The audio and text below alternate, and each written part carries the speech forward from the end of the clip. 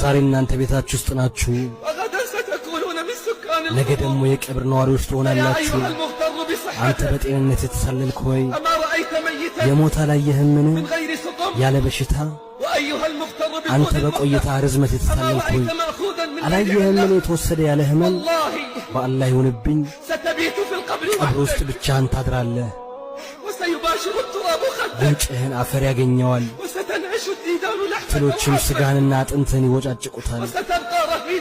ከሥራህ ጋርም ትገናኛለህ። ካንተ በፊት በሞቱት ተገሰጽ።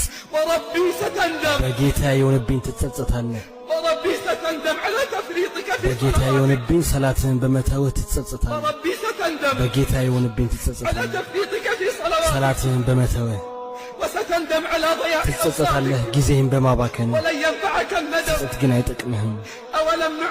በእርሱ ውስጥ ያስታወሰን ሰው የሚገሰጽበትን ዕድሜ ያላቆያችሁምን? አስጠንቃቂ መጥቶላችሁ አላስተባበላችሁም? ስለዚህ ቅመሱት፣ ለበደለኞች ምንም ረዳት የላቸው። በእርሱ ውስጥ ያስታወሰን ሰው የሚገሰጽበትን ዕድሜ ያላቆያችሁምን? አስጠንቃቂ መጥቶላችሁ አላስተባበላችሁም? ስለዚህ ቅመሱት፣ ለበደለኞች ረዳት የላቸውም።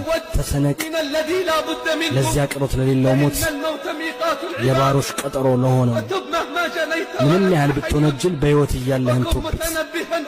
ከመተኛትህም በፊት ንቃ፣ ትጸጸታለህ። ትጸጸታለህ ያለ ስንቅ ከሄድ ተጣሪ በሚጠራ ጊዜ ምድለ ቢስ ትሆናለህ። ያስደስትሃል የሰዎች ጓደኛ ሆነ እነሱ ስንቅ ኖሯቸው አንተ ያለ ስንቅ ስትሄድ። ዘይድ ኑመይሪ እንዲህ ይል ነበር፣ ሞት የሚመጣበትን ጊዜ አውቄ ቢሆን ኖሮ በሐዘንና በጭንቀት ጠብቀው ነበር እስኪመጣብኝ ድረስ። ታዲያ እንዴት ሊሆን ነው ሳላውቀው? ታዲያ እንዴት ሊሆን ነው እኔ ሳላውቀው? በጠዋት ይምጣ በማታ የመጨረሻ ንግግሬ ልብ የምትለኝ ከሆነ አንተ በሁኔታ ደስተኛ ነህ? አንተ ዝግጁ ነህ? ሞት ቢመጣ ዛሬ ዝግጁ ነህ?